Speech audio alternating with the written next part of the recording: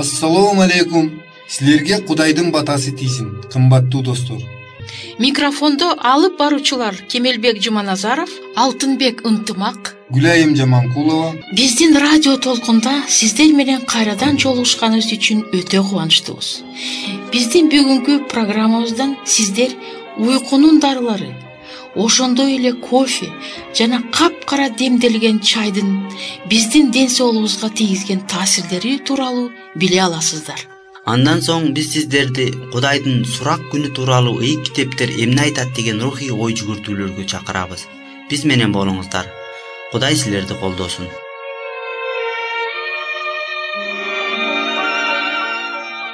Дүйнө жүзүндөгү көптөгөн адамдар уктатуучу дарыларды колдонушат.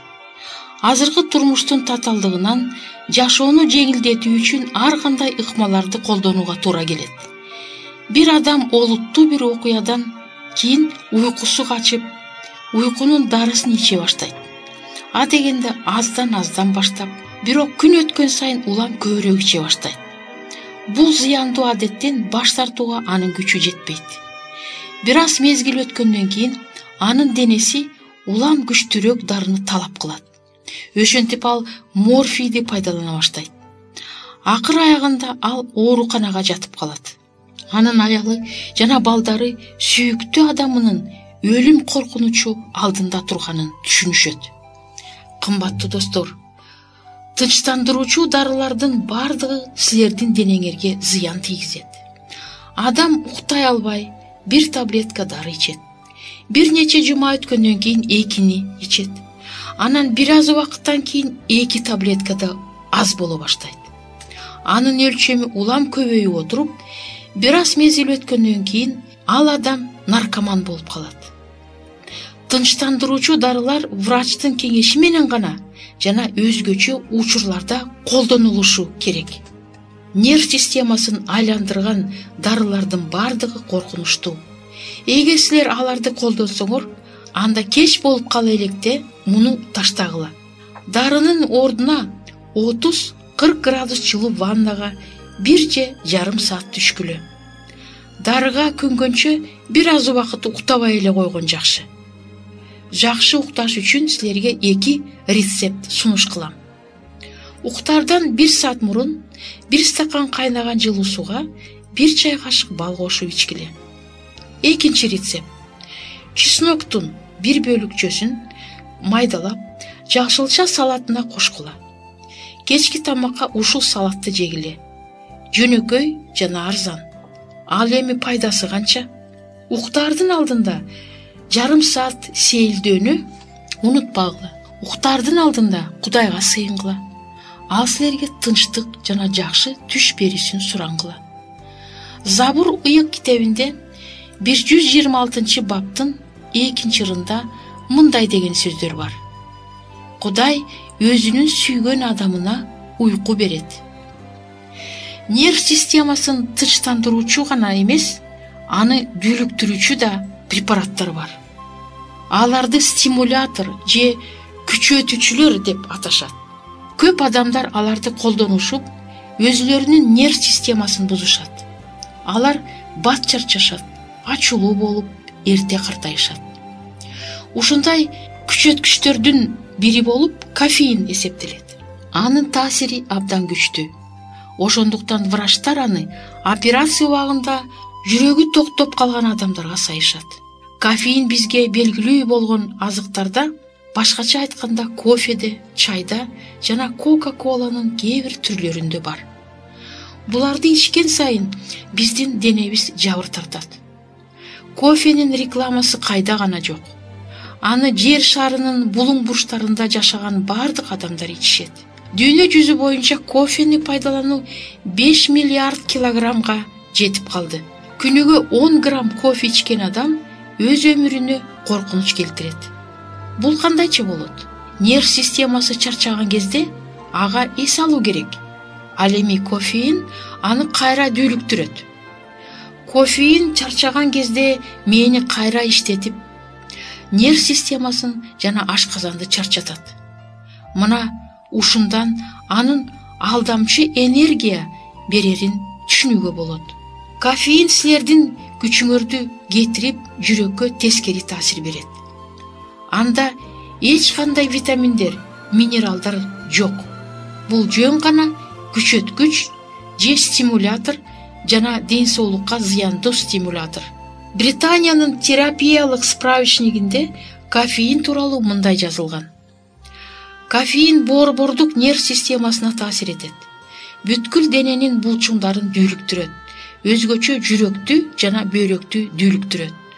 Борбордук нерв системасына таасир этүү менен бирге ал уйкуну качырып, психиканы дүүлүктүрөт. Анын өлчөмү улам көбөйгөн сайын таасири бүт денеге тарайт, ошондой эле чучукка, жүрүнгө жетет. Мына ошондуктан адам тынчсызданат, калтырак басышы да мүмкүн. Кофеиндин мээге, булчуңга жана жүрөккө, бөйрөккө тескери таасир этери мына ушулардан ачык көрүнүп турат. Бардыгы жөнөкөй эле башталат. Адам чарчаганда бир чыны кофе же капкара чай ичет. Анан нерв системасынын дүүлүгүсү башталат. Бир аз убакыт өткөндөн кийин бир чыныга адам алымсынбай да калат. Анан 2-3 чыны иче баштайт. Мына ушинтип улана берет. Бул кассадан акча ала берип, кайра кайтарып бере албаган окуяга окшошуп кетет. Анан мунун акыры кыйроо менен бүтөт. Кофени өтө кара чай ичкен адам өз нервин алдоого мажбурлайт. Мисалга алсак, адам чарчап турат. Бирок анын нерви ага мындай дейт: биз жайындабыз, жакшыбыз. Ушинтип алар адамга туурасын айтышпайт. Мына ушундан үзгүлтүккө учуроонун коркунучу келип чыгат. Кофе менен чай дененин күчүн ысыраптоого мажбурлашат. Бирок анын ордун толтура алышпайт. Кофеини бар суусундуктардын бардыгы күчкө күч кошуп, сериткендей болуп көрүнөт. Бирок кофеин буларды бере албайт. Мага тезинен кофе, чай, кока-кола ичкенди ташташ керек. Бирок муну жасоо кандай кыйын дейсиңер силер. Ооба, бул айтканыңар туура. Биз силерге жардам беребиз. Кудайга ишеним кылгыла. Анткени Кудай бизди зыяндуу өнөкөттүн курманы болушубузду каалабайт. Ал бизге жардам берет. Сыйынып Кудайга кайрылгыла жана өзүңөрдүн бүт аракетиңерди жумшагыла. Эгер силер көп жылдар бою бул суусундуктарды ичип келсеңер жана буларды ичүүнү азыр токтотуп койсоңор, бул силердин нерв системаңарга козголоң салат. Бул күчөтмөлөргө силердин нерв системаңар көнүп калган. Бирок силер моюн сунбагыла жана биздин төмөндөгү сунуштарыбызды аткаргыла. Мүмкүн болушунча көбүрөөк суу ичкиле. Жумуштагы күнүмдүк милдеттериңерди бир аз азайткыла. Дене көнүгүүлөрдү жасоону көбөйткүлө. Тынчтандыруучу суу процедураларды колдонгула. Муздак суу менен сүрүнүү, душ жана башка. Дары чөптөрдөн чай демдеп ичкиле жана кофенин ордуна арпадан же башка дандардан кофе жасап ичкиле. Жашылча жемишти көбүрөөк жегиле, ошондой эле өндүрүлгөн буудайды жегиле. Эртерээк жатып, уйкуңар канганча уктагыла. Мына ушул программаны жок дегенде 10 күн аткаргыла. Анан силер зыяндуу өнөкөттөрдөн кутулуп, жакшы ден соолукка кадам шилтейсиңер. Силер өзүңөрдү эң жакшы сезе баштайсыңар. Бул жөн гана кыялдануу эмес. Силер жашоонун жаңы даамын татасыңар.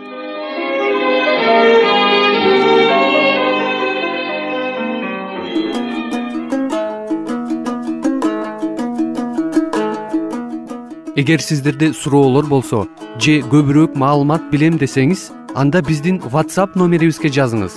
+1 301 760 60 70. Кайрадан +1 301 760 60 70.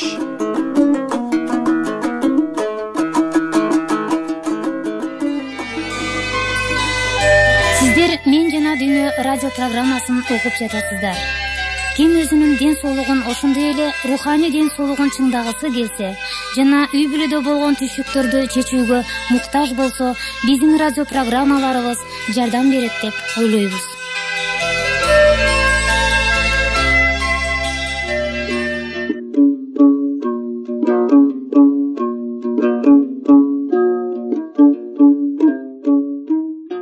Ыйык Курандын 82-сүрөсүнөн төмөндөгүлөрдү окуйбуз.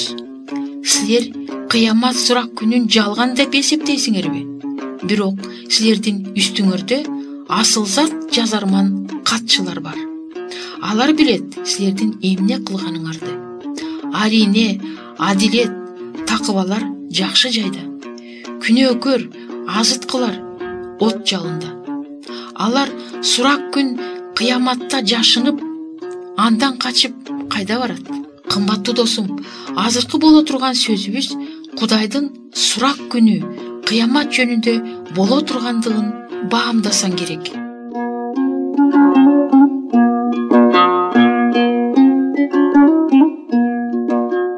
Жакында ушул кыямат күнү келет. Мына ошондо кандайдыр бир нерсени өзгөртүүгө абдан кеч болуп калат. Ар бир адамдын жашоосу, анын кылган иши жана ойлогон ою Кудайдын сөзү менен жана мыйзамы менен жана ошондой эле анын пайгамбарларынын айткандары менен таразаланат. Чыныгы мусулман адам келе турган кыямат сурак күнү жөнүндө ойлонот жана Кудай ар бир адам жашоосун таразалаарына ишенет. Курандын 21-сүрөсүнүн 47-аятын ачып көрөлү. Кайра жаралуу күнүнө арнап биз туура тараза тургузабыз. Эч бир жан эч нерседен корко албайт. Ал эми ыйык Инжил болсо Кудайдын момундай сөздөрү келтирип айтат. Мына, мен жакында келем, ар кимдин ишине жараша тиешесин берүү үчүн. Менин өч алуум мени менен болот. Иоанндын аяны 22-бап 12-кыр. Кудай бардык болгон иштерди көңүлүнө алат жана ошого жараша ар бир адамдын инчисин берет. Кудайдын чындыгын четке кагып жана өз жолу менен кеткен адамдардын бардыгы акыйкаттуу жазасын алышат. Кудайга чындап ишенген адамдар түбөлүк жашоо белегине ээ болушат. Даниил пайгамбарга Кудайдын сурак күнү көрүнгөн. Ал бул күндү мындайча сүрөттөйт. Акырында тактылар коюлганын көрдүм. Ага урматтуу карыя отурду. Анын кийими кардай аппак, башындагы чачтары ак, таза жүн сыяктуу.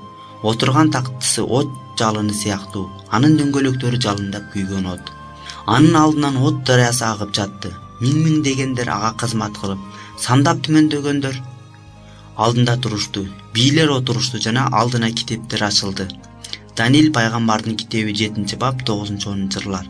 Сулайман пайгамбар дагы ушул күн тууралуу мындайча жазган. Анткени Кудай бардык ишти жана бардык жашыруун иштерди, ал жакшыбы же жаманбы, баары бир сурак калат. Экклесиаст пайгамбардын китеби 12-бап 4-жыр. Ишенбеген адамга бул күн тууралуу ойлоо абдан коркунучтуу. Адамдын кылган иши Кудайдын ыйык жана акыйкат мыйзамы менен таразаланат. Келерки берүүлөрүбүздүн бирин биз Кудайдын мыйзамын арнайбыз. Ошентип, эгер адам Кудайды билбесе, анткени ал анын сөзүн үйрөнбөйт. Жана Кудай эмнени туура, эмнени туура эмес деп эсептерин ал кантип айырмалайт. Кыямат сурак күнү жөнүндө ойлонгула. Маалыматтар биздин жашообуз жазылган китептерден алынат. Ал китептер калп айтпайт, анткени алар таза жана ыйык Кудайдын периштелери аркылуу жазылат. Бул күнү бардыгы таразаланат. Кудай ага берилип ишенгендерди сыйлайт. Күнөөкөрлөр күнөөсү үчүн жооп беришет. Ал китептерде жазылган бардык күнөөсү үчүн адам түбөлүк жашоосунан айрылат. Ушул күнү бардыгы акысын төлөш керек. Бири-бирине каршы турган эки гана жол болот. Бирөөлөр Кудайдын падышачылыгына киришет, экинчилери от дарыясына ыргытылат. Акыр кыямат күнү жакындап келе жатат. Жердеги жашаган адамдар Кудайдын түбөлүк чындыгы жөнүндө ойлобой, күнүмдүк жашоону гана ойлошот. Алар өзүлөрүнүн кылган жаман иштерин акташ үчүн ар кандай себептерди ойлоп чыгарышат. Бирок кыямат күнүндө эч кандай актануу болбойт. Тиричиликтин камы менен жүрүп, колу бошобой калганын себеп кылып, эч бир адам кутула албайт. Кудайга калп айтып, сыйкыртуу сөз айтып, эч бир адам кутулуп кете албайт. Бул күнү алар Кудайдын алдына жооп бериши керек. Кээ бирөөлөр таразанын бир табагына жакшы иштери, экинчи табагына жаман иштери коюлуп, кайсынысы көбүрөөк болсо ошого жараша тагдыры чечилет деп ойлошот. Бирок Кудайдын сөзүндө мындай деп жазылган эмес. Албетте, адамдардын жашоосу таразаланат, бирок ал Кудайдын улуу мыйзамы менен таразаланат. Ошентип бир гана Кудай бар жана куткарылуунун бир гана жолу бар. Бул жол кемтиксиздиктин, мыктылыктын жолу. Бирок бир дагы адам кемтиксиз эмес. Маселе мына ушунда. Жадегенде Кудайга ишенгендердин эң мыктылары да кемтиксиздиктин үлгүсү боло алышкан эмес. Бардыгы жакшылык кыла турган мезгилде жакшылык кылышкан жок. Бардыгы качандыр бир кезде жакшылык кыла турган убакта жамандык кылышкан. Ошондуктан Ыйык Инжил жазуусунда мындайча айтылган: анткени бардыгы күнөөгө тиришип, жана Кудайдын даңкынан айрылышкан. Күнөө жана баш ийбөө бул Кудайга каршы туруу. Булар Кудайдан, жашоо блогунан ажыратат. Ал эми мунун натыйжасы түбөлүк ажыратуу, түбөлүк өлүм болуп эсептелет. Кудайдын сөзүндө мынтип айтылган: ошентип бир адам аркылуу күнөө дүйнөгө кандай кирсе, жана күнөө аркылуу өлүм кирсе, ошондой эле өлүм бардык адамдарга өтүп кетти. Себеби баары күнөө кетирген. Күнөө оору сыяктуу бардык адамдарга жайылып кетет. Бул маселе чечилүүгө тийиш. Мына ошондуктан жакшылык кылып Кудай бизге жол көрсөттү. Бул жол Ыйса аркылуу жүрөт. Ал аркылуу гана күнөөдөн болгон проблемалардан чыга алабыз. Ушул ой жүгүртүүлөрүбүздүн уландысын келерки радио берүүлөрүбүздө угасыздар.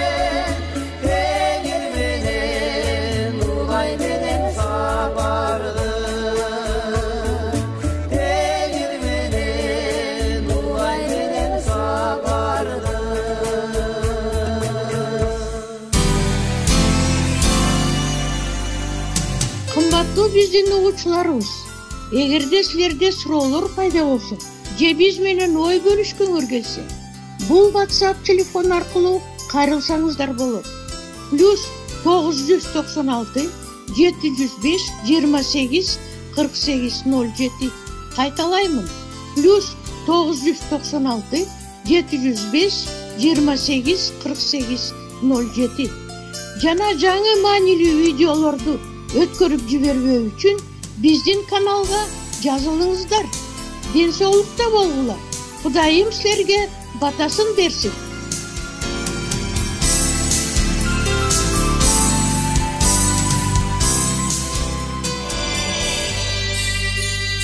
Биздин программабыз соңуна чыкты.